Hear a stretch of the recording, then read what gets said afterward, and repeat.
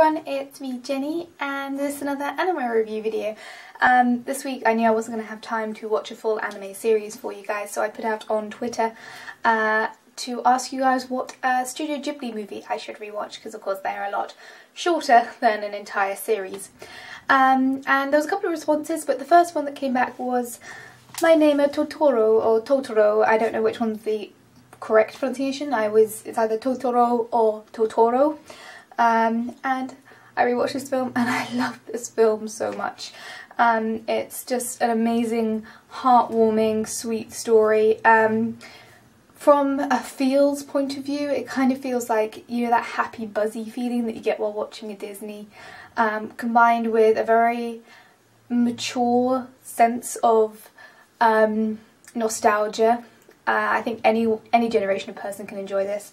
If you watch this film without getting some form of feels at some point while watching this, then I'm just going to go and say that I doubt the presence of your soul. It's an incredibly heartwarming, beautiful story. It's just about two sisters who move into the country and, you know, live their lives and kind of have encounters with very Shinto-esque trolls. As in Totoro, which means troll in Japanese as far as I know, or kind of tree spirit, guardian spirit type thing. And it's adorable. It's really genuinely one of the most sweet stories of all time. It's the voice acting. I haven't watched the American dub. I tend to watch the Japanese dub just because the Japanese voice actors are so good. Although I have heard that the American dub is very good. It has, I believe, the Flanning sisters actually play the sisters' characters, which I think is probably very well done. I just haven't watched it because I like the Japanese dub so much. And yeah. I think the voice acting, as I said, is amazing. The visuals in this are just so hypnotically beautiful.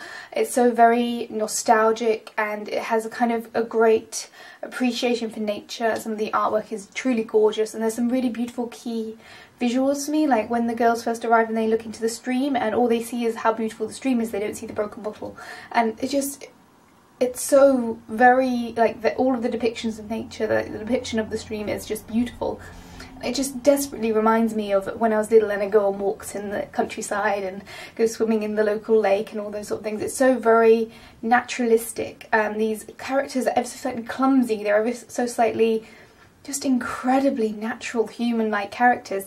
It's kind of like a Disney because there's, of course, fantasy elements. There's very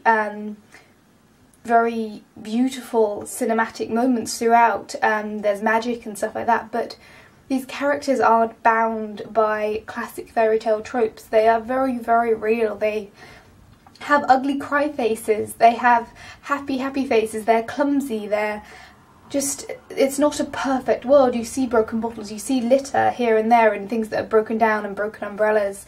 But it's still beautiful and there's still life and there's still intense amounts of magic within this film. There's points where if you jump into it midway through, you would be very confused, but if you go in it from the beginning, the way that the world is built and the way that this magical element comes in is just so perfectly well done. It's about dealing with loss and dealing with absence, and it's very nostalgic, it's very clever, it's just beautiful, and there's a lot of undercurrents about elation in nature. Like, I get so elated by being outside every now and then. Like, I was biking home from work last night in the dark and it was gusty and I just got that happy buzzy feeling that I get from watching this movie. The way that they deal with the wind and the way they deal with nature and how everything moves, it's so beautiful. It's so very emotive is not the right word, because it's not just emotional, it's almost like a physical level of being able to kind of express movement in nature and the charge that you get from being outside. And it's just beautifully well done with very, very human, very realistic characters. Really just a wonderful little, very simple story, but a great character piece, very natural characters, great visuals, beautiful music. I can't find fault with this film. It is such a brilliant film and I love it to bits. Like, there is literally, I can't think of a single thing wrong with this film. It's amazing. And yeah, it's one of my favourite Studio Ghiblis, if not my favourite Studio Ghibli. Kind of my introduction to Studio Ghibli in full was Spirited Away. and then of course Princess Mononoke. So if you're looking on a scale of Studio Ghibli's, Spirited Away kind of combines kind of sweet aspects of Studio Ghibli with the darker aspects. You know, it's a relatively sweet, simple story, but it has got a lot of blood and stuff in it, while Princess Mononoke is much more on the dark side. It has a lot more violence, it has decapitations and limbs being cut off and tentacle monsters, while this one is right on the other side. This is just pure, cute, wonderful Studio Ghibli, which, yes, it deals with dark issues, but it deals with it in a way that children can relate to and adults can empathise with in a really, really powerful and emotive way. I love the fact that the cat bus could be incredibly disturbing, but whenever I kind of think about it in a childlike way, I'm like, some child somewhere along the line probably thought that that bus has eyes like a cat, and then that's probably where it went from. It's like, oh look mum, is that a giant cat? And then the bus comes around the corner, and that's where like my mind goes when the cat bus could be quite disturbing, but I think it's a really sweet idea.